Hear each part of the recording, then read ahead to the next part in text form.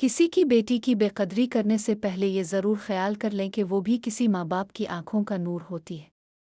वो भी अपने घर से हज़ार ख्वाब लेकर रुखसत होती है।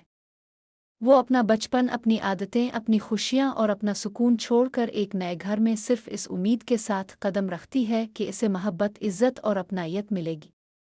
लाहौर के एक पुराने मगर खूबसूरत महल्ले में एक लड़की रहती थी जिसका नाम मरियम था। वो बहुत नर्म दिल, सादा और बाहिया लड़की थी। इसके वालिद एक स्कूल टीचर थे और माँ घरेलू खातून। घर ज़्यादा अमीर नहीं था मगर मोहब्बत से भरा हुआ था। मरियम अपने वालिदैन की बहुत लाडली थी।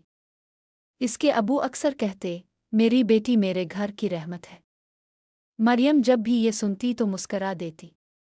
वो 5 वक्त की नमाज पढ़ती, अपनी माँ के साथ घर के काम करती और छोटे बहन भाइयों का ख्याल रखती। इसकी सबसे बड़ी खूबी ये थी कि वो हर हाल में शुक्र अदा करती थी। वक्त गुजरा और मरियम के लिए रिश्ता आया। लड़के का नाम फराज था। वो एक अच्छी कंपनी में नौकरी करता था। घर वाले बज़ाहिर बहुत अच्छे लगते थे। मरियम की माँ ने धीरे से पूछा, बेटी तुम्हें कोई एतराज़ तो नहीं? मरियम ने नज़रें झुकाकर कहा, अब लोग जहाँ खुश हों मेरी खुशी भी वही है। चंद महीनों बाद शादी हो गई। रुखसती के वक्त मरियम के वालिद बहुत रोए। उन्होंने बेटी का माथा चूमा और कहा, बेटा हमेशा इज़्ज़त और सब्र से घर को जोड़ कर रखना। मरियम ने आंसू साफ किए और खामोशी से सर हिला दिया। शुरू के चंद दिन बहुत अच्छे गुजरे। फराज नर्म मिजाज था और मरियम का ख्याल रखता था। मगर आहिस्ता आहिस्ता घर वालों का असल रवैया सामने आने लगा। सास हर वक्त मरियम में खामियां निकालती। तुम्हें खाना पकाना नहीं आता? इतनी देर से क्यों उठी हो? हमें तो लगता था तुम बहुत हुनरमंद हो। मरियम खामोश रहती। वो सोचती शायद वक्त के साथ सब ठीक हो जाएगा। एक दिन मरियम ने अपनी सास के लिए उनकी पसंद का खाना बनाया। इसे उम्मीद थी कि शायद आज तारीफ मिल जाए। मगर सास ने एक लुक़मा खाते ही कहा, नमक ज़्यादा है।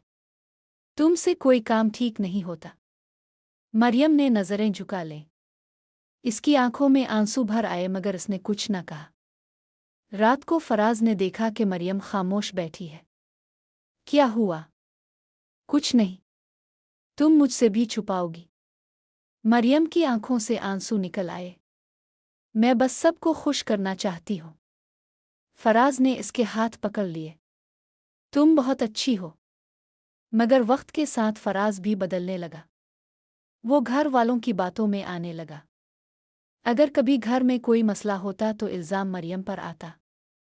ये सब तुम्हारी वजह से हो रहा है। तुम इस घर के लिए मनहूस हो।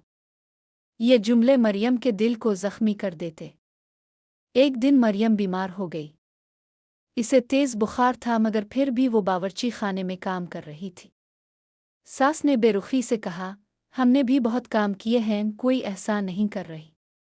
मरियम की टांगें कांपने लगे मगर वो खामोश रही। रात को वो सजदे में बहुत रोई। आ अल्लाह, मुझे हिम्मत दे दे।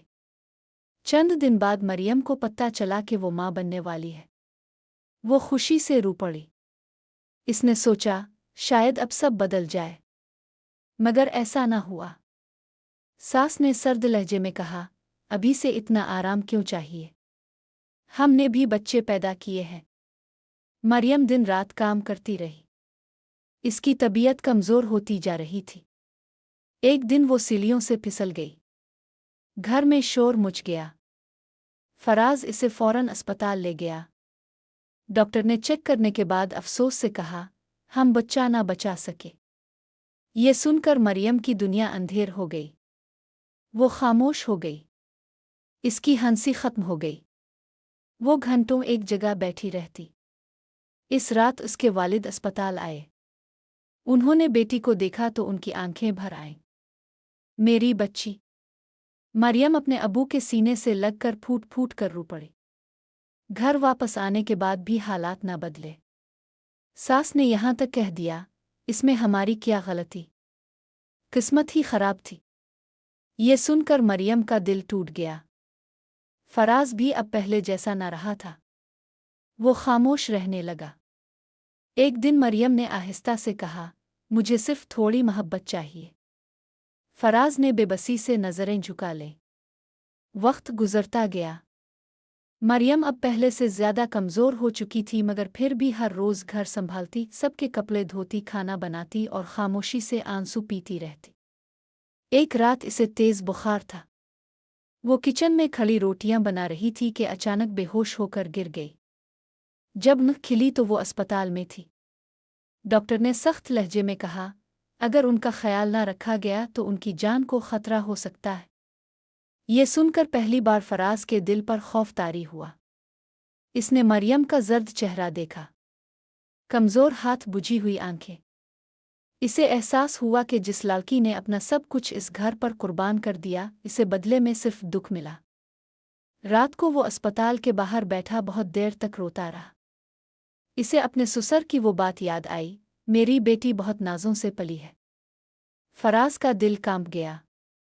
اگلی صبح اس نے اپنی ماں سے کہا، امی، مریم نے کبھی کسی سے بدتمیزی نہیں کی، پھر ہم نے اسے اتنا دکھی کیوں کیا؟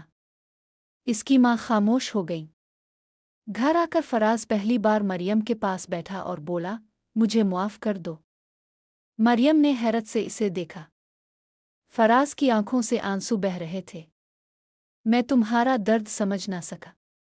مریم خاموشی سے رونے لگی۔ کبھی کبھی انسان کو اپنی غلطی سمجھنے میں بہت دیر لگ جاتی ہے۔ اس دن کے بعد فراز بدلنے لگا۔ وہ مریم کا خیال رکھنے لگا، اس کے لیے دوائیں لاتا، اس کے ساتھ بیٹھتا اور اسے ہنسانے کی کوشش کرتا۔ آہستہ آہستہ گھر کا ماحول بھی بدلنے لگا۔ ایک دن ساس مریم کے کمرے میں آئیں۔ ان کے ہاتھ میں دودھ کا گلاس تھا۔ یہ پی لو بیٹی۔ مریم حیران رہ گئی۔ ساس کی آنکھوں میں نمی تھی۔ ہم سے غلطیاں ہو گئیں۔ مریم کی آنکھوں سے آنسو نکل آئے۔ اس نے فوراً ان کے ہاتھ پکڑ لیے۔ آپ میری ماں جیسی ہیں۔ اس دن پہلی بار اس گھر میں سچی محبت محسوس ہوئی۔ وقت گزرتا گیا۔ چند مہینوں بعد اللہ نے دوبارہ مریم کو خوشخبری دی۔ وہ دوبارہ ماں بننے والی تھی۔ اس بار پورا گھر اس کا خیال رکھتا۔ فراز ہر روز کہتا، اب تم کوئی کام نہیں کرو گی۔ مریم مسکرا دیتی۔ پھر ایک خوبصورت صبح اللہ نے انہیں ایک بیٹی عطا کی۔ فراز نے اپنی ننھی بیٹی کو گود میں لیا تو اس کی آنکھوں سے آنسو نکل آئے۔ اس نے مریم کی طرف دیکھا۔ آج مجھے احساس ہوا، بیٹیاں واقعی رحمت ہوتی ہیں۔ مریم خاموشی سے مسکرا دی۔ اس رات مریم اپنی بیٹی کو سینے سے لگائے بیٹھی تھی۔ کھڑکی کے باہر چاندنی پھیلی ہوئی تھی۔ اس نے اپنی بیٹی کے ماتھے کو چوما اور آہستہ سے کہا، میں کبھی تمہاری بے قدری نہیں ہونے دوں گی۔ زندگی نے اسے ایک بہت بڑا سبق دیا تھا۔ کسی کی بیٹی کی بے قدری کرنے سے پہلے یہ ضرور سوچ لینا چاہیے کہ اگر یہی سب آپ کی بیٹی کے ساتھ ہو تو آپ کا دل کتنی بار ٹوٹے گا۔ بیٹیاں بوجھ نہیں ہوتی، وہ رحمت ہوتی ہیں، محبت ہوتی ہیں، دعا ہوتی ہیں۔ اور جب ایک بیٹی رو کر سجدے میں ہاتھ اٹھاتی ہے تو آسمان بھی اس کی دعا سنتا ہے۔